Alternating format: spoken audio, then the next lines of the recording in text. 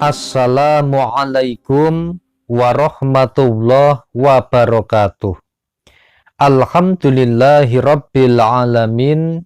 Bismillah, alhamdulillah, wa syukurulillah, ala ni'matillah, wassalatu wassalamu ala rasulillah, Muhammadin sallallahu alaihi wasallam, amma ba'd.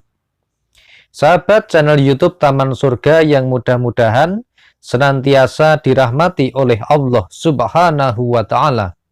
Bertemu kembali dengan saya Ali Akbar Nafis, pengasuh dari Majelis channel YouTube Taman Surga. Pertama-tama mari kita senantiasa mensyukuri semua nikmat yang telah diberikan Allah Subhanahu wa Ta'ala dengan cara mengucapkan kalimat tahmid bersama-sama. Alhamdulillahi rabbil alamin. Selanjutnya mari kita bersolawat kepada baginda Rasulullah sallallahu alaihi wasallam, Rasul yang sangat kita cintai, Rasul yang sangat kita nantikan syafaatnya fid dunya wal akhirah, tentunya dengan ridho Allah Subhanahu wa Ta'ala. Amin Allahumma amin. Sahabat Taman Surga yang senantiasa dimuliakan oleh Allah Azza wa Jalla, pada kesempatan yang berbahagia ini, mari kita memperbanyak membaca sholawat kepada baginda Rasulullah Sallallahu Alaihi Wasallam. Allahumma sholli ala Muhammad, ya Rabbi sholli alaihi wasallim. Allahumma sholli ala Muhammad, ya Rabbi sholli alaihi wasallim. Rabbi fanfa'na bi barakatihim wahdinal husna bi hurmatihim. Rabbi fanfa'na bi barakatihim wahdinal husna bi hurmatihim.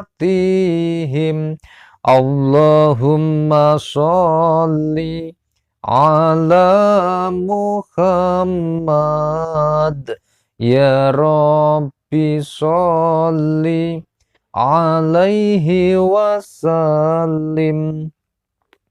Sahabat yang dimuliakan oleh Allah Subhanahu wa Ta'ala, ketika kita mengalami kesulitan dalam hidup, ketika kita hidup memiliki banyak masalah, ketika rezeki kita untuk keluarga kok terasa sangat melilit, sangat sedikit, sangat sempit, dan tidak bisa digunakan untuk memenuhi semua kebutuhan hidup. Pepatah bahasa Indonesia mengatakan, besar pasak daripada tiang. Sahabat yang dimuliakan Allah, ketika kita sedang mengalami hal yang seperti ini, tentu saja kita sedih. Apalagi bagi Anda yang menjadi seorang kepala rumah tangga atau ibu rumah tangga. Ketika Anda tidak memiliki rezeki yang cukup untuk diberikan nafkahnya kepada keluarga, kepada anak-anak Anda, pasti rasanya sedih sekali. Sahabat yang dimuliakan Allah yang hari ini hidupnya sedang sangat sulit sekali. Kontrakan sudah habis tetapi ternyata belum punya uang untuk membayarnya. Anda sudah ditundung-tundung, sudah di warning-warning, diperingatkan kepada Anda kalau tidak bisa membayar maka disuruh pergi. Ketika sedang kondisi seperti ini sangat susah. Atau Anda misalnya seorang pengusaha, tetapi Anda ditipu sama karyawan Anda atau kompetitor Anda atau relasi Anda. Kemudian Anda menanggung kebangkrutan, banyak hutang dan sebagainya, maka hidup kita terasa sulit. Hidup yang seharusnya adalah hanya sementara, ternyata bisa menjadi hidup yang sangat susah bagi kita.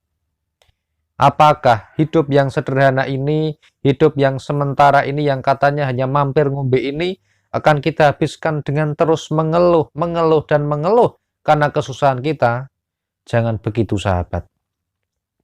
Mari kita kembali kepada Allah, yakinilah segala kesulitan, semua masalah, dan urusan rezeki kita, semuanya sudah digariskan oleh Allah Subhanahu wa Ta'ala.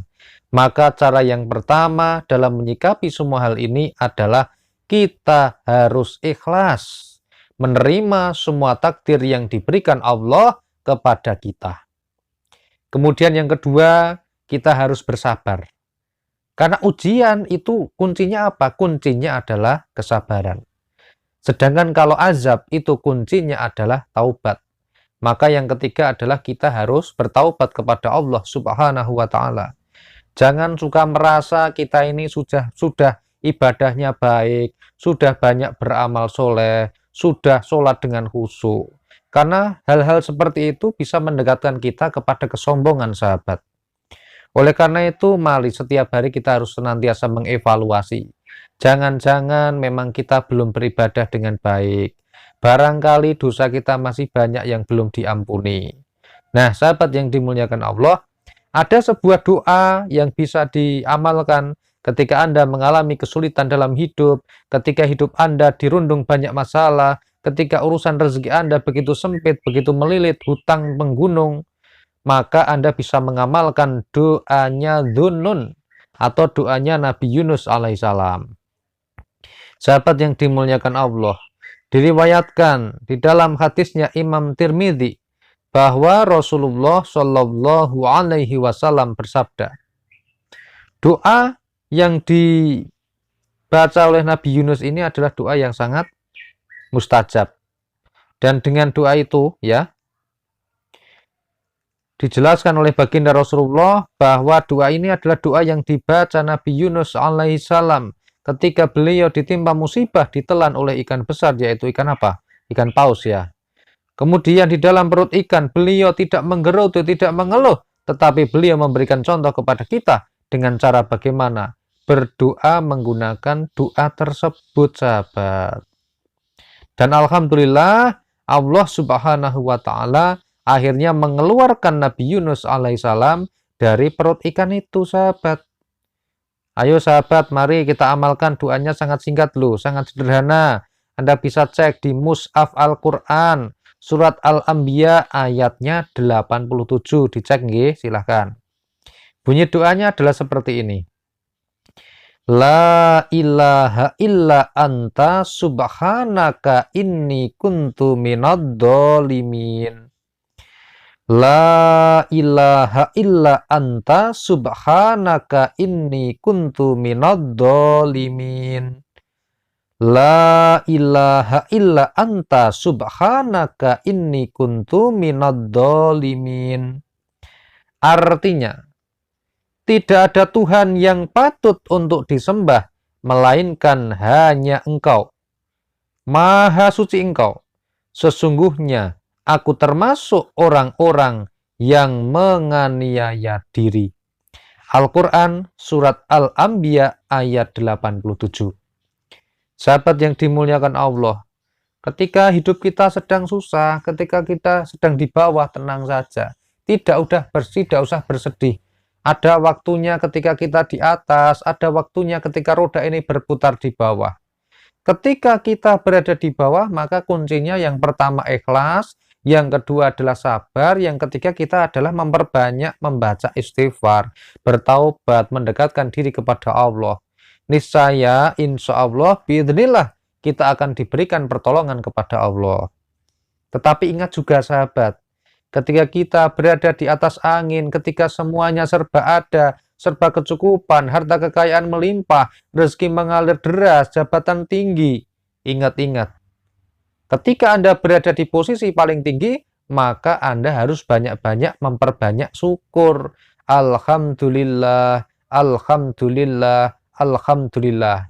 Lisannya, batinnya harus membaca itu.